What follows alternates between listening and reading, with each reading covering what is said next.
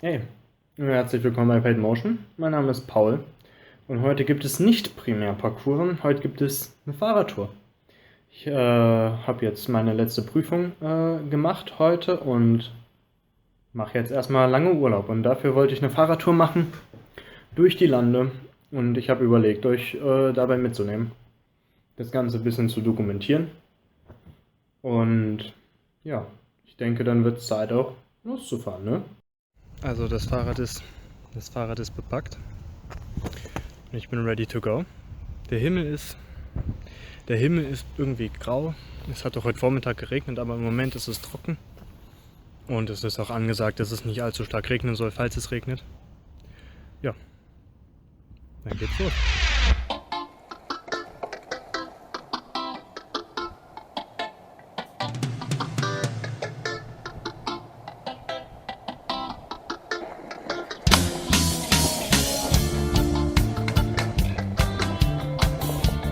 Ich bin gerade durch Ilmenau gefahren und dann ein ziemlich steiles Stück nach oben.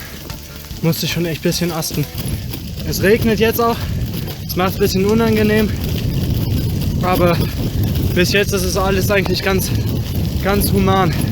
So, während ich hier so durch den Thüringer Wald rolle, entspannt auf der Höhe, denke ich, kann ich euch ein bisschen erzählen, wohin es eigentlich geht mit dieser Radtour. Ich plane, nach Spanien zu fahren mit dem Fahrrad. Bis nach Tarifa, das ist der südlichste Punkt Europas. Von Ilmenau aus. Das ist eine Riesenstrecke. Auch falls ich das nicht schaffen sollte, der Weg ist das Ziel. Und ich habe richtig Bock auf den Weg. Und ich habe richtig Bock auf das Ziel. Heute ist Tag 1. Und ich bin schon vielleicht 10 Kilometer. Vielleicht schon 15, ich weiß es nicht. Ja, sind nur noch so 3100 Kilometer, die vor mir liegen.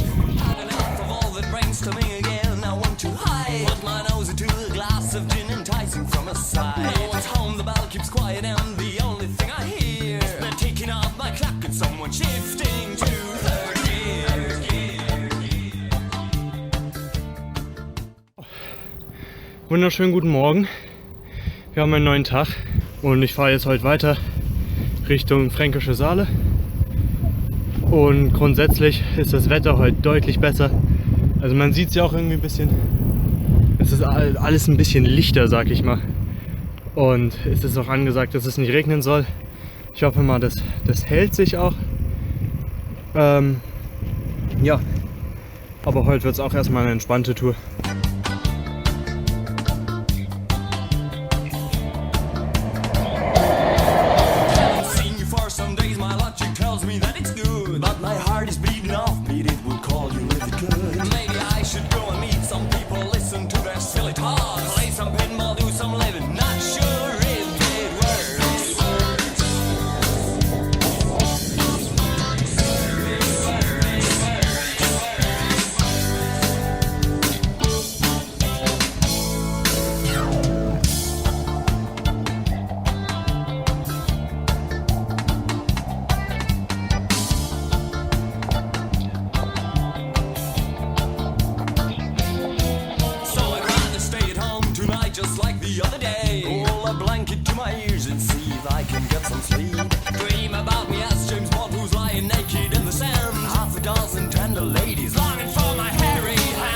Ja, ich denke, mit einem wunderschönen Sonnenuntergang und an Teleskopen kann ich den heutigen Tag so mehr oder weniger beschließen.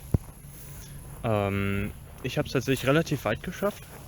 Weiter als ich eigentlich geplant hatte. Nicht viel weiter, aber ein bisschen. Vor allem jetzt den Fluss runter lief es richtig gut. Einen wunderschönen guten Morgen. Es ist jetzt morgens um 7. Es ist ultra neblig. Und ich denke, die Sachen, die jetzt vom Nebel so feucht geworden sind, die kriege ich jetzt eh nicht getrocknet.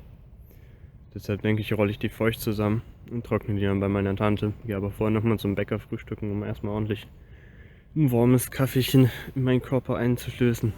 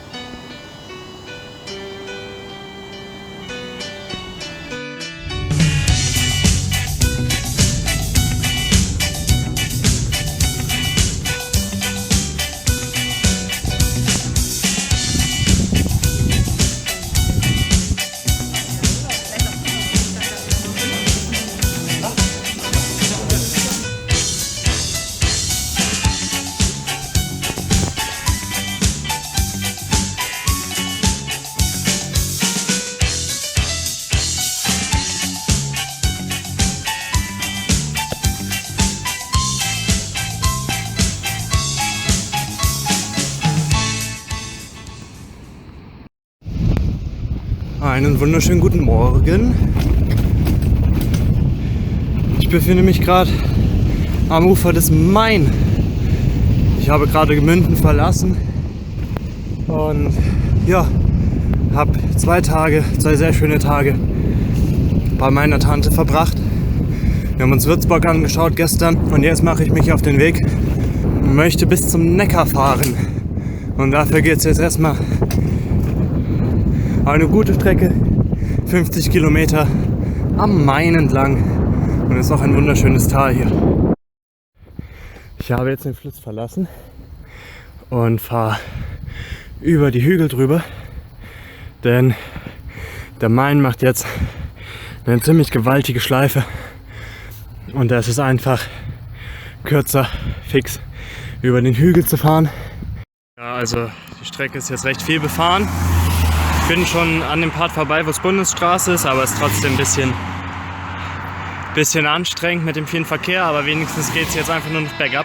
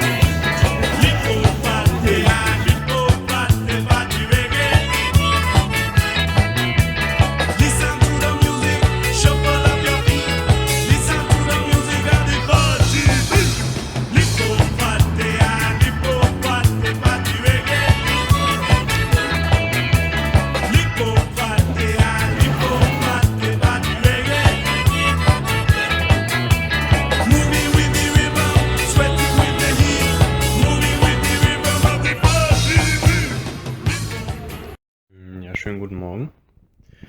Ich bin gerade in Heidelberg. Gestern habe ich in Moosbach geschlafen. Über Couchsurfing habe ich da eine richtig tolle Unterkunft gefunden. Und jetzt bin ich nach Heidelberg gefahren gestern. Bin im Hostel und möchte eigentlich jetzt los. Es ist kurz nach 8. Aber der Typ von der Rezeption ist noch nicht da. Das heißt, ich muss noch ein bisschen warten. Aber heute fahre ich im Endeffekt den Rhein hinunter. Also hinauf. Ich fahre nach Süden, also fahre ich den Rhein hinauf. Und dann, ja, mal schauen, wie weit es mich so trägt. Vielleicht sogar bis Straßburg, das wird toll. Das ist eine relativ weite Distanz, aber dadurch, dass es relativ flach ist, sollte das gehen, denke ich. Ich war gerade noch in einem Dorf beim Bäcker und esse jetzt Frühstück. Und man sieht richtig schön, wie da hinten quasi noch die Hügel sind. Und jetzt bin ich im flachen Rheintal. Und das finde ich ganz angenehm, weil geht jetzt eigentlich flach lang hin.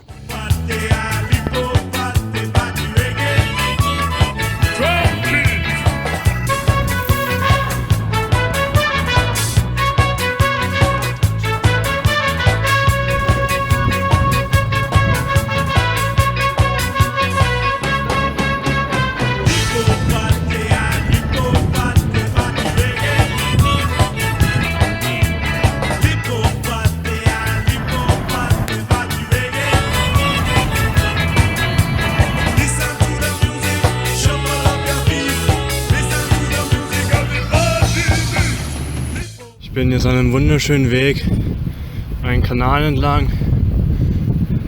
Ist echt mega hübsch mit den großen Bäumen und allem. Und jetzt geht es weiter quasi Richtung Süden, einfach nur Richtung Süden heute, den ganzen Tag.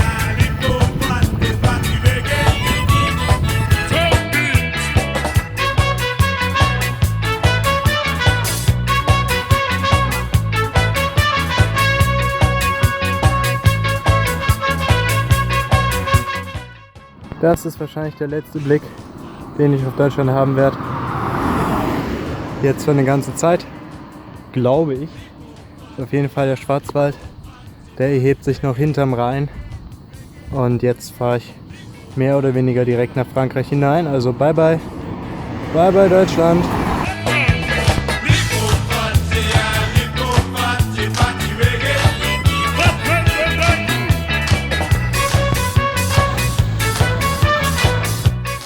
Und weiter geht's, immer schön dem Rhön-Rhein-Kanal entlang.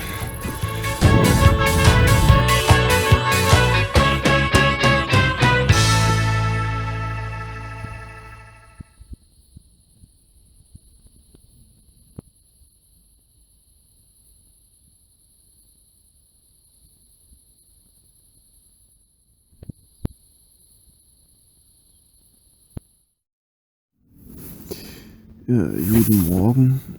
Ich bin gerade im Zelt und es ist echt mega kalt. Und die Zeltwände sind auch nass und ich glaube, es ist neblig. Mal schauen, ich werde mir jetzt aber direkt was Warmes anziehen und mich losmachen.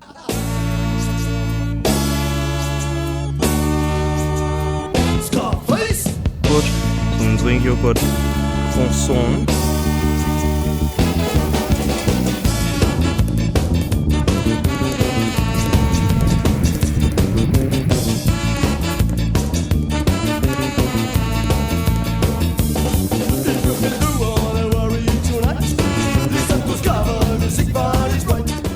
Also auch wenn ich meine Beine schon gut spüre, bei dem tollen Weg und dieser tollen Landschaft hier geht es doch schon direkt viel leichter.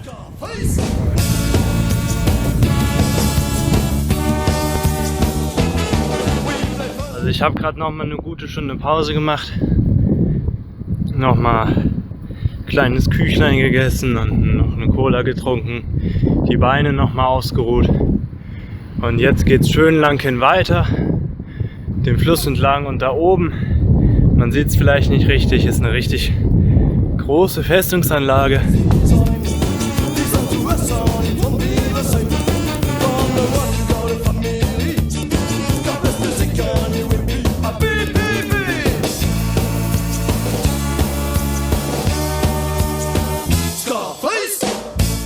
Ja. Da fahre ich jetzt erstmal gemütlich durch die Morgenstimmung und suche mir dann schön Platz zum Frühstücken, zum Sachen trocknen.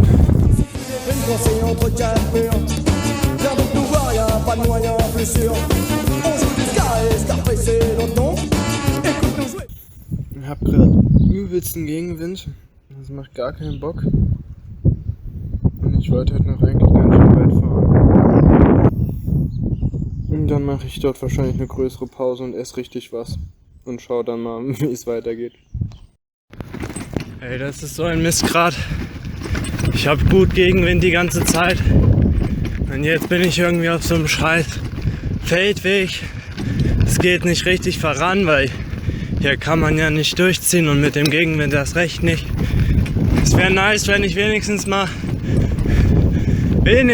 vernünftigen Weg hätte. Weil dieser Feldweg ist richtiger Schmutz einfach nur. Ich glaube, das gehört dazu. Also ich habe jetzt meinen Radweg, den Euro Velo 6 wiedergefunden. Das ist schon mal ziemlich nice.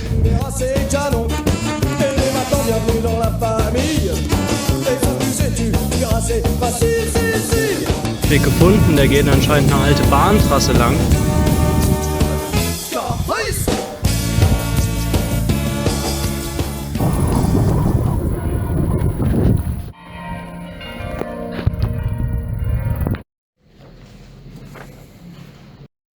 Ja, das war meine Bleibe hier in Tilsee.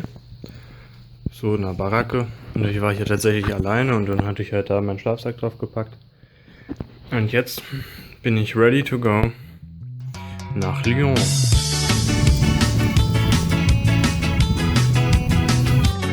Hier kommt gerade ein richtig eisiger Wind entgegen. Oh, ist das kalt.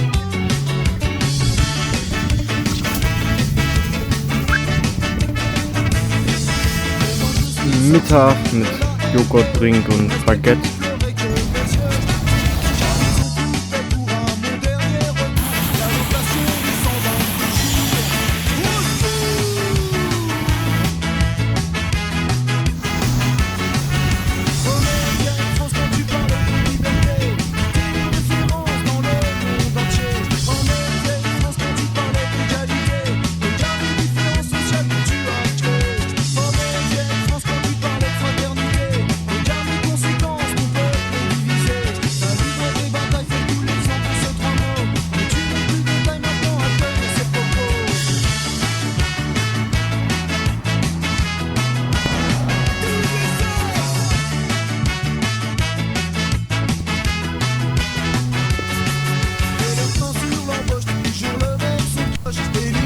situation, j'ai la honte. Par conséquent, je vois la mer m'aider. J'aimerais que toute l'Afrique vienne enculer mon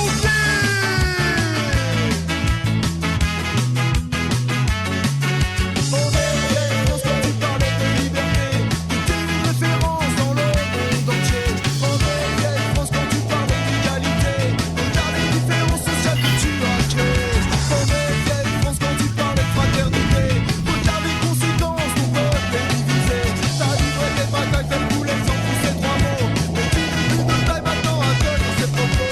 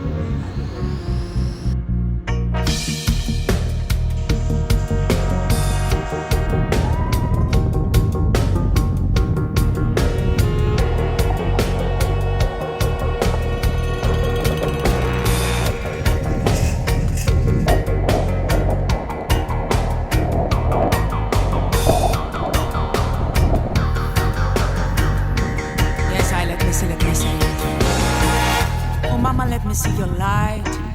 Oh, my sweet Mother Earth, let me shine. Let me see your colors, your big eyes. Oh mama, your colors are bright. Oh mama, your colors are diamonds.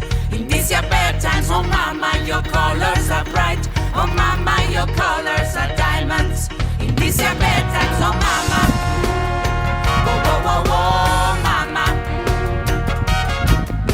Oh mama. Whoa, whoa, whoa, whoa, mama. Green like your trees, red like your heart, gold like your flowers. Green like your plants, red like your sunset. I love your flowers. Oh mama, your colors are bright. Oh mama, your colors are diamonds. In this your bedtimes, oh mama, your colors are bright. Oh mama, Jo, also so schaue ich halt gerade aus. Ich weiß nicht, ob man das sieht, aber das ist halt komplett nass. Ich bin gerade in Limoux. Das ist eine Stadt 30 Kilometer südlich von Carcassonne. Das habe ich mir angeguckt. Das ist eine riesige Burg, übelst geil. Und es hat jetzt den zweiten Tag in Folge geregnet. Heute nicht die ganze Zeit, gestern auch nicht die ganze Zeit, aber halt abends und morgens immer. Und wenn ich abends nass bin, dann ist es halt übelst Quatsch zu zelten, weil ich krieg meine Sachen nicht trocken und dann fahre ich am nächsten Tag in nassen Sachen los. Und das ist halt echt der schnellste Weg, wenn man sich eine Erkältung holt, basically. Wenn man halt nur in nassen Sachen unterwegs ist und es kalt ist. Das ist Bullshit. Wenn ich krank werde, dann kann ich einfach nicht weiterfahren und dann schaffe ich es auch in der Zeit nicht mehr ans Ziel. Von daher, also morgen geht es dann fett weiter und das wird anstrengend und ja. Aber das werde ich euch alles noch ganz ausführlich werde ich euch das berichten, wie anstrengend es morgen wird. Ich werde mich komplett quälen. Aber es wird geil. Ich hoffe, es lohnt sich. Ich hoffe, ich schaff's. Okay, ciao. Okay, also ich bin jetzt in Limoux losgefahren und das wird jetzt einer von 2 Tagen, die extrem hart sein werden, weil es mächtig bergauf geht. Ich glaube heute so 1200, 1300 Meter hinauf. Das Wetter ist, wie ihr seht, recht grau. Sollte wahrscheinlich auch ein bisschen regnen, aber ich hoffe nicht heftig. Ja. Und jetzt geht's stetig bergauf. Und an einigen Stellen wird es mies steil werden, aber mal schauen. Also ich bin jetzt hinter Le Casal. Und das Schöne ist, es ist jetzt so eine Straße hier. Also das ist schon eine vernünftige Straße von Dorf zu Dorf und von Ort zu Ort, gering befahren. Das ist sehr, sehr angenehm. Also ich habe jetzt den ersten kleinen Pass geschafft. Es war schon gut anstrengend, aber es war halt mehr in der Ausdauer fett anstrengend. Das ist jetzt quasi der erste Pass. Heute Nachmittag kommt ein zweiter Pass, der ist irgendwie auf 1,4. Das wird nochmal richtig viel Gesteige.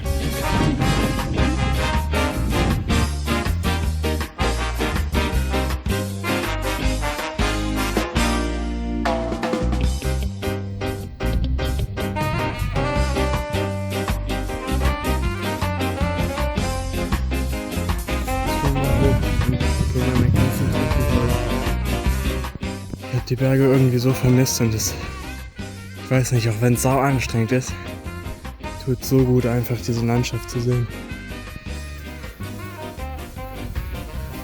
Also ich hatte gerade einen ziemlich heftigen Aufstieg. Das waren, ich glaube, 300 Höhenmeter auf 2,5 Kilometer Länge. Ein Serpentin. Ich schwitze wirklich wie so ein Wasserfall. Ja, dafür geht es jetzt eine längere Strecke eher flächlich.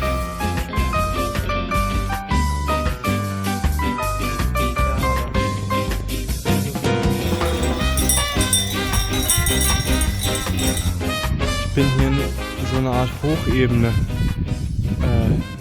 Und mein Zielort heute ist Aix les Thermes. Oder wie auch immer die Franzosen das aussprechen. Das ist an sich nicht weit weg, 34 Kilometer. Aber dadurch, dass es nochmal 500 Meter rauf geht, denke ich, reicht es dann noch für den Tag. Also ich mache jetzt Rast auf so einer Wiese. Und ist jetzt inzwischen ganz schön anstrengend alles, deshalb hatte ich mich entschieden, Pause zu machen. Ich bin jetzt komplett durchnässt. Und es ist auch kalter Regen. Also hier oben ist jetzt schon kalt. Ich bin jetzt am Pass. 1430 Meter. Ja, und jetzt geht es nur noch bergab.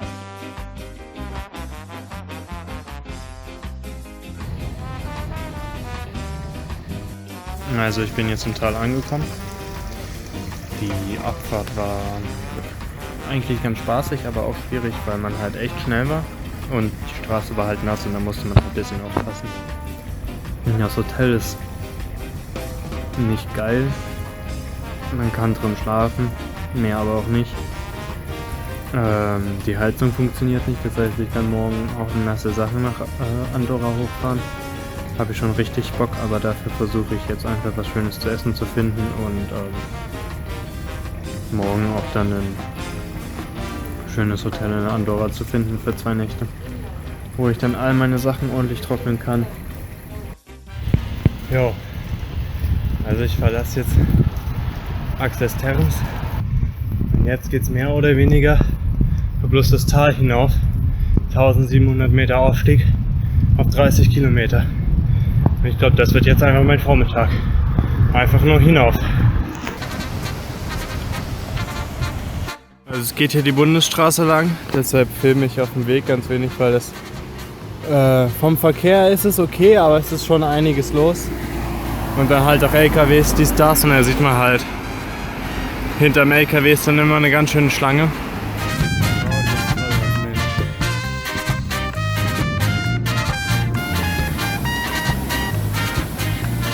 Also man muss sagen, das ist hier wirklich auch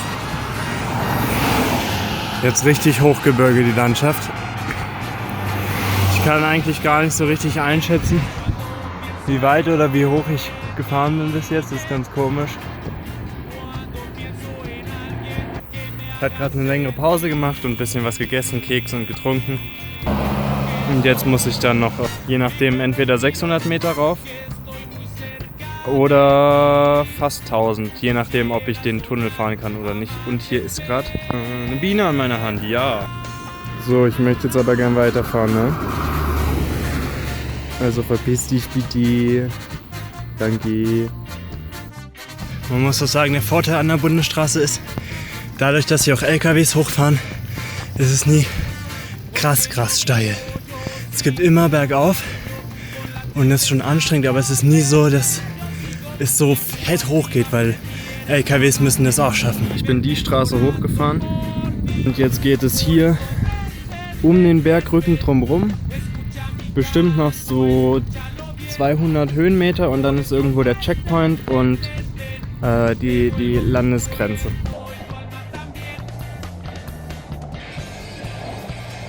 Also wenn ich mich recht entsinne, sieht man nach vorne den Eingang zum Tunnel. Und wenn ich dann nicht rein darf, dann muss ich ganz oben über den Pass. Das sind nochmal 300 Meter mehr.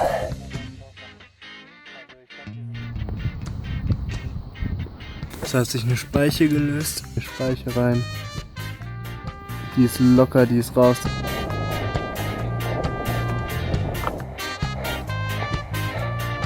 Ich bin hier kurz vor 2400 Metern auf der Höhe. Also das ist der Pass. Und da werde ich erstmal einen Kaffee trinken. Also wirklich, keine Ahnung, 20 Meter unterm Pass. Und vom Hardrock Café Andorra ist ja einfach eine Kartbahn. Ach ja, ich habe es gerade zum Pass geschafft. Bisschen mehr als 2400 Meter und jetzt trinke ich einen Kaffee und dann rolle ich runter nach Andorra la Vella.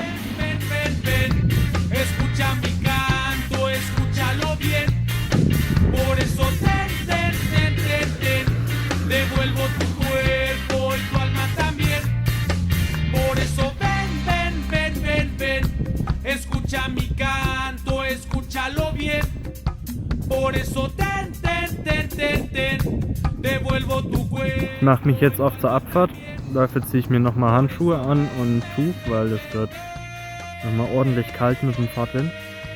Und Andorra la Vella ist einfach auf ungefähr 1000 Meter, das heißt, es geht jetzt richtig weit runter, nochmal 1400 Meter ungefähr, 1300, je nachdem, glaube ich, wo im Ort man ist, aber es geht nochmal jetzt richtig runter. Alter, diese Abfahrt war so geisteskrank. Also es ging so abartig runter. Also zum Teil, ich bin bestimmt einige Strecken, waren es 10 bis 13%, die es abwärts ging. Und es war ordentlich noch Verkehr, also das war echt anstrengend. Ich muss sagen, ich bin solche Geschwindigkeiten nicht gewohnt auf dem Fahrrad. Und da kann wirklich jede Bodenwelle oder jeder Spalt im Asphalt, man muss echt aufpassen, jeder Gullideckel, dass einem das Rad irgendwie nicht verspringt. Und dann war es windig. Es war wirklich unfassbar windig. Also nicht nur der Fahrtwind, sondern irgendwie durch die Thermik hatte ich die ganze Zeit einen Gegenwind. Und je nachdem, ob jetzt gerade ein Haus oder eine Bergkante gekommen oder gegangen ist, kam der dann mal von der Seite und es war auch manchmal recht böig. Das war echt schwer und das war crazy. Das war wirklich crazy.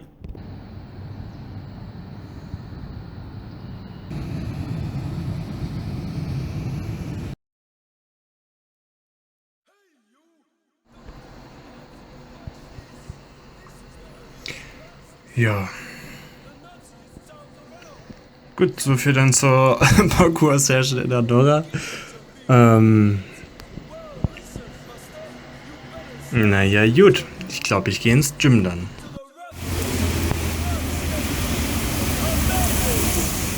One step beyond. One step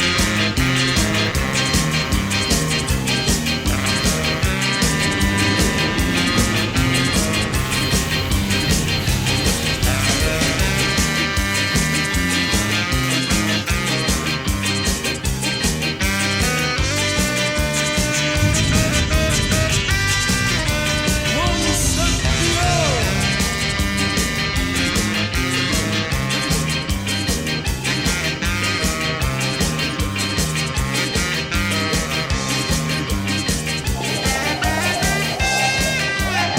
Jo, das hat auf jeden Fall mies Bock gemacht. Sorry, ich wollte eigentlich mehr filmen, aber da drin waren halt sau viele Kinder, wie das halt ist in diesen Dingern.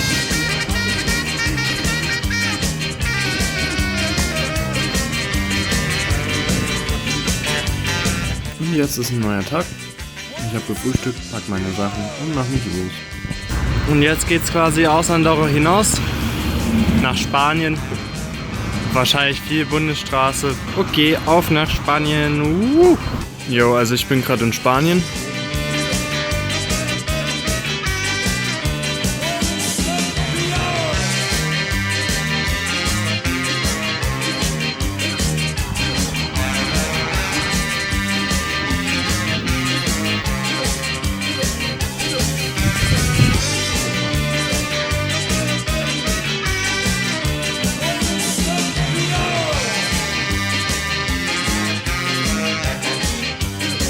Morgen geht's weiter und das seht ihr hoffentlich schon. Hier. Guten Morgen. Ich glaube, Spanien ist kein flaches Land. Also, ist echt nicht flach.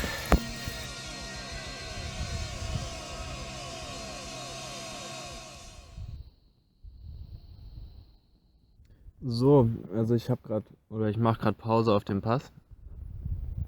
Das war auf jeden Fall gut anstrengend, aber es ging, denke ich, besser. Also irgendwie, ich bin auf jeden Fall müde, meine Beine sind erschöpft. Aber irgendwie, als ich dann einmal in den Fluss reingekommen bin, ging es dann doch relativ gut nach oben. Es gibt jetzt wieder eine geile Abfahrt, wahrscheinlich tolle Serpentinstraße. Und danach geht's wieder nach oben. Und, mega cool, hier ist gerade ein niederländisches Pärchen angehalten mit dem Auto. Und die haben mir einfach Kuchen geschenkt und eine Cola. Finde ich voll nett. So, das sind so diese kleinen Momente, die einfach so eine Pause sehr, sehr upgraden. Aber ich denke, die Landschaft hat sich doch vom Bergland in Hügelland verwandelt.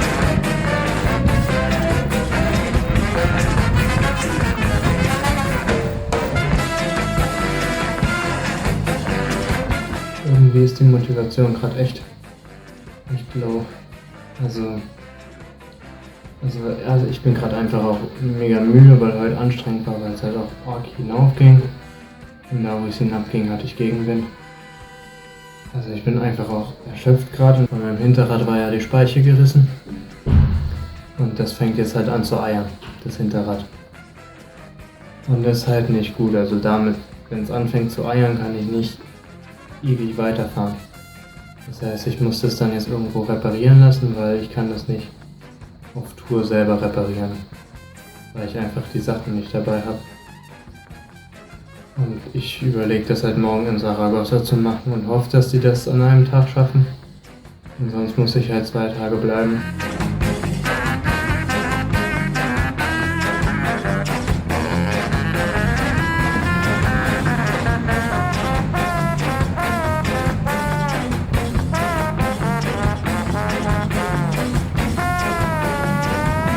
Also ich bin jetzt in Saragossa. Das Fahrrad ist bei der Werkstatt. Und ja, ich wurde jetzt nochmal schön auf den letzten 10 Minuten vom Gewitterguss erwischt. Das macht natürlich Spaß. Aber grundsätzlich geht's eigentlich. Und heute die Landschaft war irgendwie voll langweilig, also es war mega trocken und karg und irgendwie in den Dörfern war nix, es war nix in den Dörfern. Nichts zu essen, kein Supermarkt, gar nichts, es war alles irgendwie zu und kaputt. Naja, dagegen war Brandenburg echt spannend. Aber was soll's. Also ich bin jetzt aus Saragossa raus, deutlich später als mir lieb ist, aber dafür ist das Fahrrad jetzt gefixt, also die Speiche ist ersetzt und das Rad läuft wieder rund. Das ist auf jeden Fall viel wichtiger, als dass ich dann halt mal später loskomme. Ich fahre jetzt auf einer Bundesstraße für bestimmt 40 Kilometer oder 50. Aber das ist gar nicht mal so schlimm, wie ich erwartet habe, weil man hat echt einen richtig breiten Standstreifen und das ist auch so angedacht, dass der Radfahrer fahren. Zumindest stehen hier Schilder für die Autofahrer, dass man Acht geben soll. Und ich bin noch nicht der Einzige auf dem Fahrrad, der hier lang fährt. Von daher ist es eigentlich ganz gut. Und man hat tolle Straßenverhältnisse. Und es geht gerade lang hin, das heißt, man kann noch ein bisschen Kilometer machen jetzt. Hier also so schaut halt die Straße aus. Und der Standstreifen ist ganz meiner und die Autos halten noch alle ganz brav Abstand. Und so schaut die Landschaft aus. Irgendwie mega karg, wie Breaking Bad, bloß bergig. Ich weiß nicht. Irgendwie ein bisschen trostlos. Es wird mich nicht wundern, wenn hier irgendwo in so einem kleinen Tälchen dann so ein Karawan steht. Das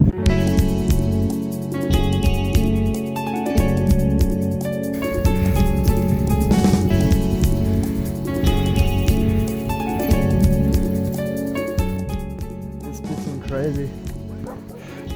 Ich dachte, zuerst Spanien wäre total bergig. Dann bin ich in eine Gegend gekommen, wo es eher so hügelig war oder sogar flach.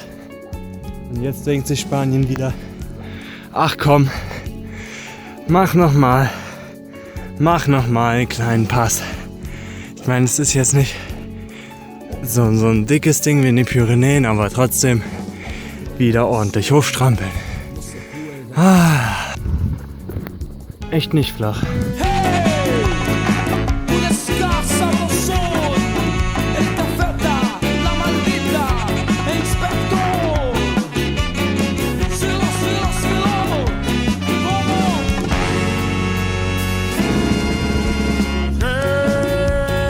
¿Por qué me hiciste este mal? Tanto mal que tuve que olvidar lo que se siente en la mano. Okay, also heute geht's auch wieder ordentlich bergauf.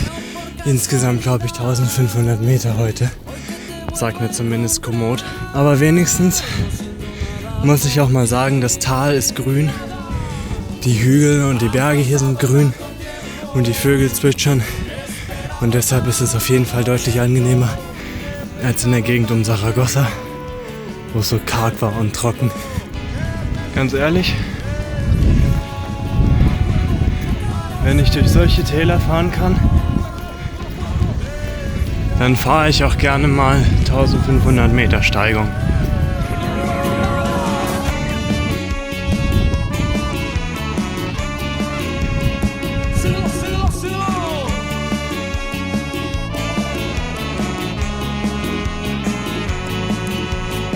Ya no recuerdo tus caricias, ni tu cuerpo junto al mío.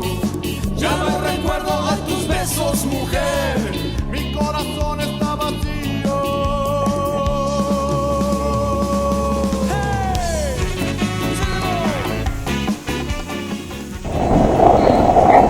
Ja, es ist einmal irgendwie sowas wie flach, ne? Und ich habe direkt wieder ganz fett Wind in der Presse. Und ich möchte heute noch 120 Kilometer fahren. Ah, ich lieb's. Ich lieb's einfach nur. Mein Gott, ey.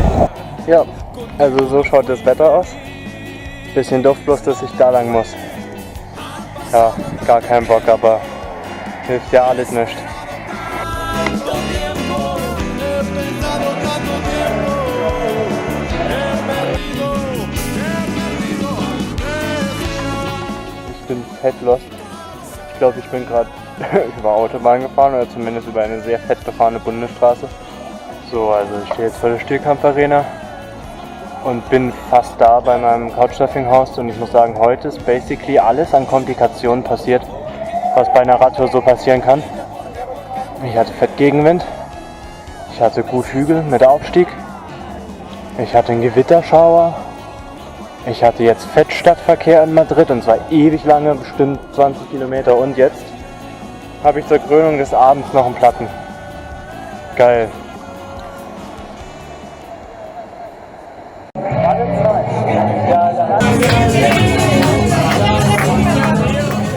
Meine aktuelle Mission ist jetzt,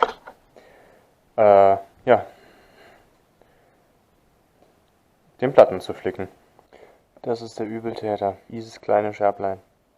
Und jetzt ist es weg und ich hoffe, der Reifen hält und der Flicken hält.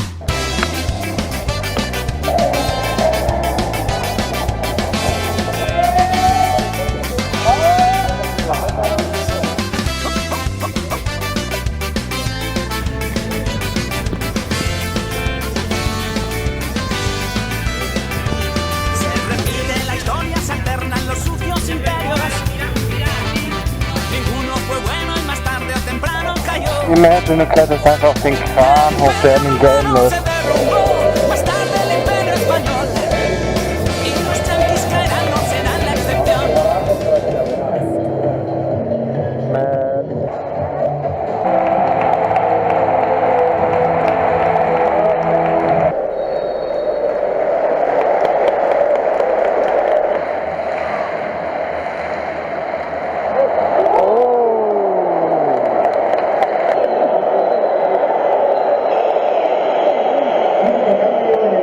Das war dann mal ein gedingendes 0:0.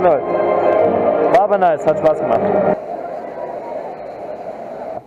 Es geht jetzt los, ich muss mich irgendwie wieder hier rauswursteln. Ich hoffe, der Verkehr ist okay und ich gerate nicht in den Marathon. Und ja, dann geht's jetzt weiter Richtung Granada in 4 Tagen.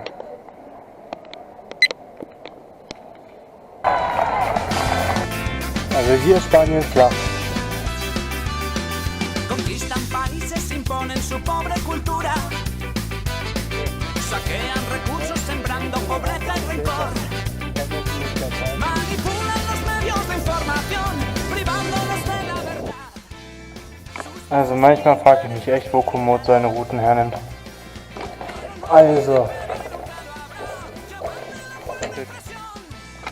jetzt geht's auch einfach bloß noch hier lang hin.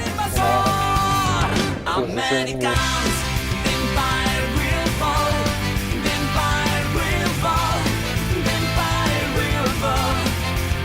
Americans, the empire will fall, the empire will fall. El imperio caerá. So, also ich verlasse jetzt, glaube ich, den flachen Bereich. Also da ist die Landschaft flach und langweilig und jetzt geht es quasi von Kastilien nach Andalusien und jetzt wird es wieder bergig. Das wird wieder ordentlich Kletterei, aber immerhin ist die Landschaft ein bisschen spannend, also von daher habe ich schon Bock.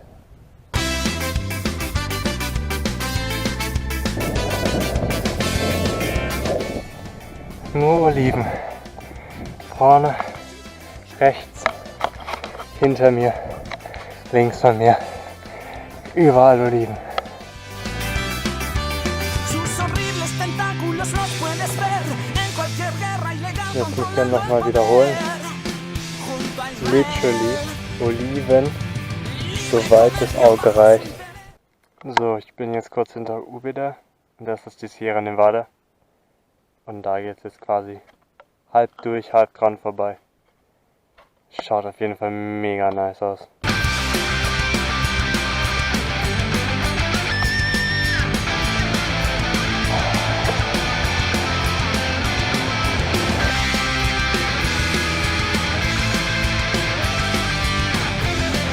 Jo, guten Morgen. Also ich bin gerade aufgestanden und ich gehe jetzt basically straight zur Alhambra und schaue mir die an, damit es nicht so voll ist und damit ich die mal gesehen habe. Ja, weil ich dann doch denke, dass das eine Sache ist, die man sich mal anschauen kann.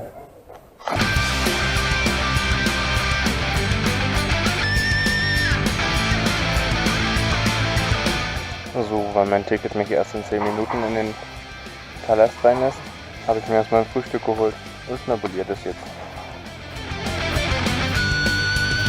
Americans, the Empire will fall, the Empire will fall. Ehrlich, das ist hier echt wunderschön und auch mit diesen ganzen Details in den Wänden, aber irgendwie die Menschenmengen und dann die ganzen Leute, die immer schön vor den Wassermengen und in den tollen Fenstern ihre Instagram-Fotos machen. Ach, keine Ahnung, das verdirbt mir ein bisschen. Ich weiß nicht, das Problem ist für mich einfach, dass es sich nicht anfühlt, als laufe ich durch irgendwie eine bedeutende Stätte, sondern als ob ich irgendwie durch ein Fotostudio laufe. So, und das irgendwie geht mir ein bisschen auf den Piss. Weil es ist ein Ort, der hat so viel Bedeutung und so viel Geschichte und das fühlt sich halt einfach an, als laufe ich durch ein Fotostudio für Instagram und das ist irgendwie, keine Ahnung, nimmt sehr viel vom Reiz und von der Ursprünglichkeit weg und das finde ich echt schade.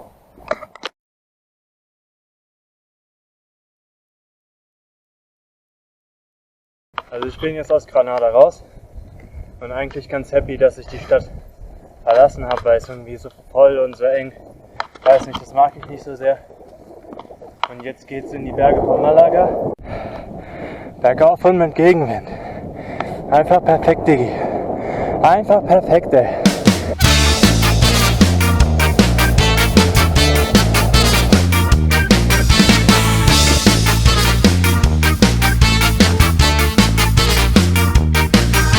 Amigos extranjeros van a alucinar, van a degustar una extrema crueldad. Somos los mejores en atormentar, somos los mejores en martirizar. Nuestras fiestas populares. So, also ich war jetzt gerade in Rio Gordo und habe nochmal was gegessen, was getrunken, meine Beine ausgeruht und auch mit der Abfahrt davor meine Beine ausgeruht. Also ja, es ist jetzt 8:30 ungefähr, es wird schon dunkel, aber ich habe mir trotzdem überlegt, bis zu diesem Zeltplatz zu fahren. Das sind jetzt noch 20 Kilometer und 600 Höhenmeter. Ob das jetzt eine kluge Entscheidung ist, weiß ich nicht. Aber sagen wir mal so, es ist auf jeden Fall ein kalkuliertes Risiko. Also ich bin jetzt seit einem Monat unterwegs und ich habe die letzten 2 Wochen durch Spanien doch ein bisschen Pay-to-Win gemacht, ein bisschen sehr auf Komfort. Und ich denke, ich möchte noch einmal, bevor das ganze Ding vorbei ist, an meine Grenzen gehen. Das klingt vielleicht ein bisschen dumm, aber ich möchte irgendwie noch mal wissen. Und außerdem würde mich das in eine ziemlich gute Position bringen, wenn ich morgen quasi an den Zeltplatz losfahre. Das wäre ziemlich ideal eigentlich. Es schaut auch nicht schlecht aus.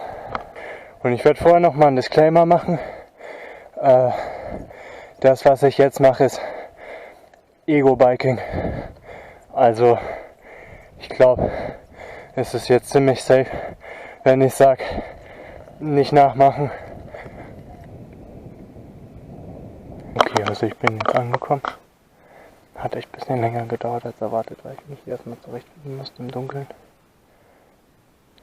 Ich bin weiter hintergelaufen.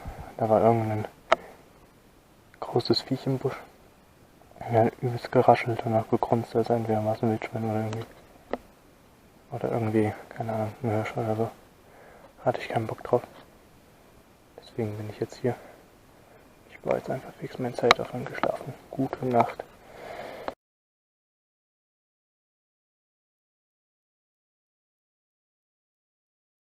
Guten Morgen.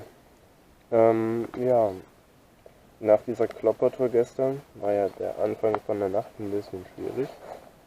Aber ich habe jetzt mein Zelt auf den Stein direkt vors Haus gestellt. Und tatsächlich dann am Ende doch ein paar gute Stunden Schlaf bekommen. Und jetzt gibt es Frühstück, bestehend aus einem Baguette, einem Käsebrötchen, einem Croissant, ein bisschen Wurst, einem Granatapfel und Mangosaft. Und dann werde ich nach Malaga fahren, Also bei Tageslicht hat es auf jeden Fall auch nochmal so seine Schönheit.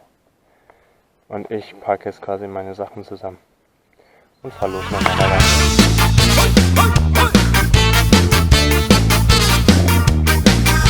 El toro de la Vega, el toro de San Juan, el toro embolao o el toro en Maramao. La sangre y el dolor es plato principal, el sufrimiento ajeno es magistral.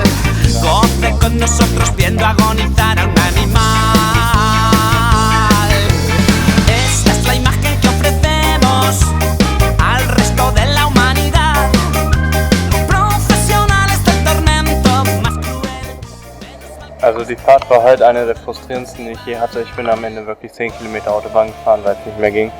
Aber dafür bin ich an einem schönen Hostel in dieser wunderschönen Gasse. Das ist wirklich richtig toll, wie viele Blumen hier sind. Ja, und jetzt genieße ich noch ein bisschen den Abend und hoffe, dass es morgen besser wird. Aber morgen werde ich Afrika sehen. Das wird crazy. Ich glaube gar nicht, wie frustrierend das ist, dass es einfach keinen Weg gibt, vernünftig die Küste lang zu fahren. Also ich bin jetzt im Hafen von Estepona. Es ist echt ein bisschen frustrierend. Es gibt wirklich keinen vernünftigen Weg die Küste entlang mit dem Fahrrad. Und deshalb bin ich jetzt auch wieder Autobahn gefahren. Und das Lustige war, ich war nicht mal der einzige Fahrradfahrer. In beiden Richtungen waren Fahrradfahrer auf der Autobahn unterwegs. Also es scheint wirklich nicht anders vernünftig zu gehen. Und jetzt versuche ich meinen Frust auf die einzige Art und Weise irgendwie zu mildern, wie mir geht. Ich habe mir jetzt ein paar Paella bestellt und dann werde ich ein bisschen Urlaubsstimmung und mir ein bisschen gönnen.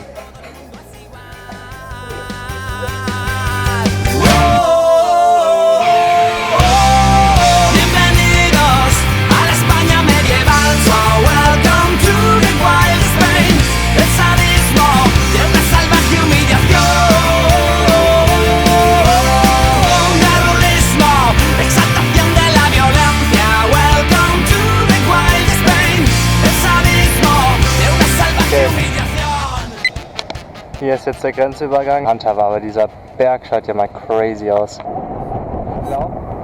Wenn ihr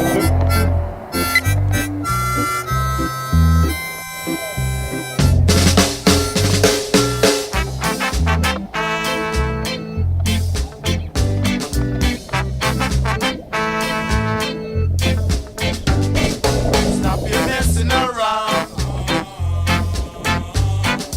Better think of your future. Time you straighten right out. Creating problems in town. Routine. A message to you. Routine. A message to you. das ist ab.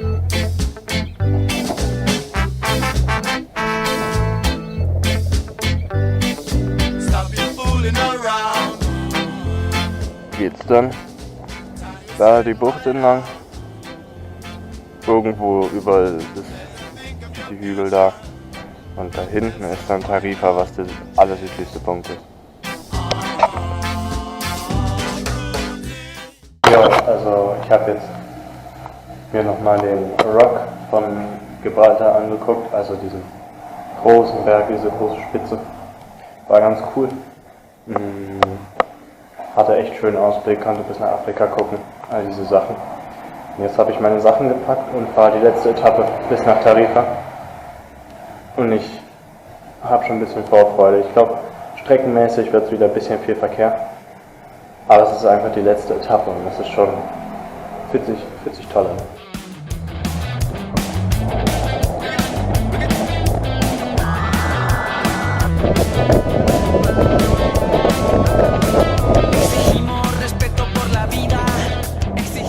Und das ist wirklich ein Punkt größter Dreistigkeit, dass das auch noch so vorgesehen ist.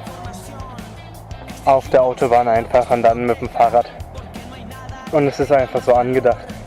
Und ich sollte in ungefähr einer Stunde, denke ich, eintreffen in Tarifa. Nur ein bisschen windig. Ganz kleines bisschen. wirklich.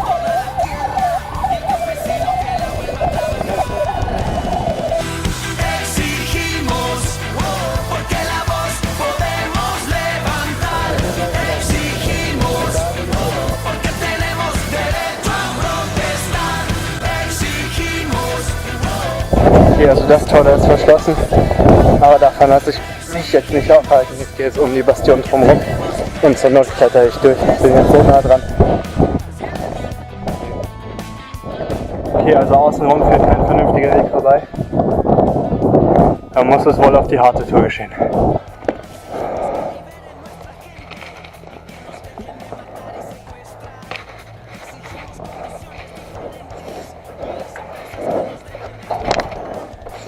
Ich hoffe, dass das jetzt kein Militärgebiet und nicht fett gebastelt, aber dann sprinte ich halt. Aber ich hoffe, es sind keine Arbeiter. Eigentlich ist es Sonntag. Von daher sollte ich eigentlich vergleichsweise safe sein. Aber es ist trotzdem irgendwie ein bisschen weird. Das ist wie so ein riesiger Lost Place nochmal. Okay, da war Security. Da war Security. Ah, ciao, Digga. Gut, da wurde ich jetzt mal noch fix auf der allerletzten Meter von der Polizei gebastelt. Anscheinend ist das ein Sperrgebiet. Keine Ahnung. Aber die wollten halt mein Handy sehen, ob ich Bilder auf meinem Handy gespeichert habe oder per WhatsApp verschickt habe. Aber Gott sei Dank ist es alles auf der Actioncam und die haben es nicht gesehen. Von daher soll es fix gehen. Aber ich mache mich jetzt einfach schnell zu meinem Airbnb. Ist jetzt ein bisschen unlucky. Ich wollte eigentlich komplett bis zur Spitze fahren, aber ich habe es trotzdem geschafft. Ist jetzt nicht so komplett die Genugtuung, die ich haben wollte. Ich hab jetzt Exigimos, porque la voz podemos levantar. Exigimos. dieser Elevator ist bestimmt gleich.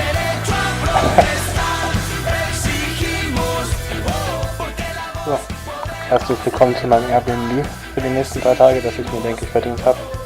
Wir haben den Main Room mit einem Bett, einem Sofa. Wir haben eine kleine Küche und wir haben ein Bad. Klein, fein, reicht aus. So, und wir haben ein kleines Balkönchen. Und denn ich hab's geschafft. Ich hab's actually geschafft. Also als ich vom Monat losgefahren bin, hätte ich nie erwartet, dass ich irgendwann ernsthaft hier stehe. Und ich finde, das ist irgendwie echt. Ich brauche noch ein bisschen das zu realisieren, was ich geschafft habe. Irgendwie das macht mich auch ein bisschen stolz. Aber es braucht, glaube ich, ein bisschen, ehe das kommt. Aber ich bin schon sehr froh, dass ich am Ziel angekommen bin. Und ich finde, das zeigt auch, dass man mit vielen kleinen Schritten und vielen Episoden zum großen Ziel kommen kann. Man muss wirklich grinden und dran sein. Und vielleicht noch ein Wort zu Abenteuern. Ich weiß nicht. Im Nachhinein denkt man immer, das war ein Abenteuer. Und auch vor der Reise dachte ich, das wird so ein Abenteuer. Aber wenn man das Ganze erlebt, dann erlebt man es einfach. Man nimmt das nicht als Abenteuer wahr. Aber was stimmt, ist, dass alles, was man erlebt, man nimmt es viel intensiver wahr, vor allem wenn man alleine reist. Aber man erlebt es nicht als Abenteuer, man erlebt es bloß intensiver. Ja. Und damit, denke ich, würde ich mich in eine weibige Edit verabschieden von Strandurlaub in Tarifa für 3 Tage. Ich verlinke das unten in der Videobeschreibung. Meine genaue Route mit einer detaillierten Wegbeschreibung, falls das jemand interessiert. Und wenn nicht, dann verlinke ich es trotzdem. Also. Und von daher, vielen Dank fürs Zuschauen, vielen Dank für die Geduld.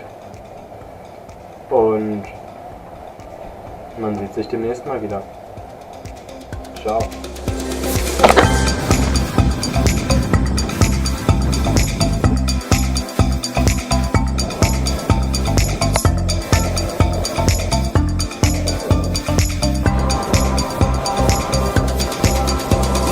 Manchmal ist das Leben ganz schön leicht.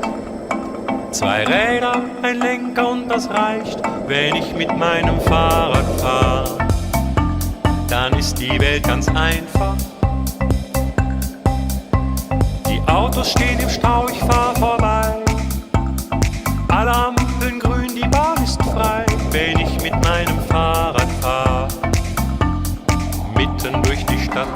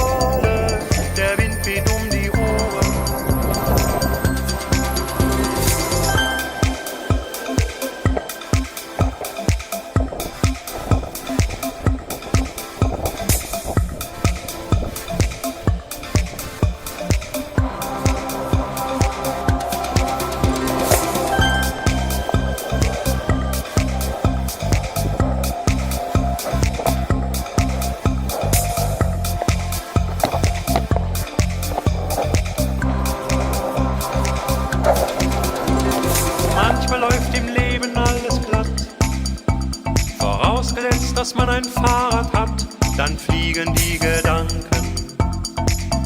Und man braucht auch nicht zu tanken. Die Polizei grüßt freundlich guten Tag, weil ich immer alles richtig mach. Solltest du ohne Fahrrad sein, könnte ich dir meins leihen. Fahrradfahren, nichts ist so schön wie Fahrradfahren. Aufs Auto kann ich pfeifen, ich brauche nur 2 Reifen. Und wenn es dann mal regnet, setz ich ne Mütze auf. Und wenn es noch mal regnet, nehm ich den Regen gern in Kauf. Besser so, als wenn ich lauf.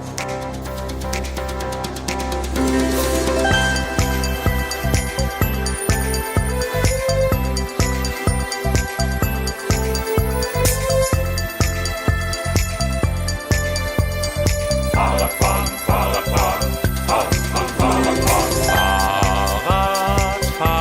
wenn ich mit meinem Fahrrad fahr, das ist das Optimale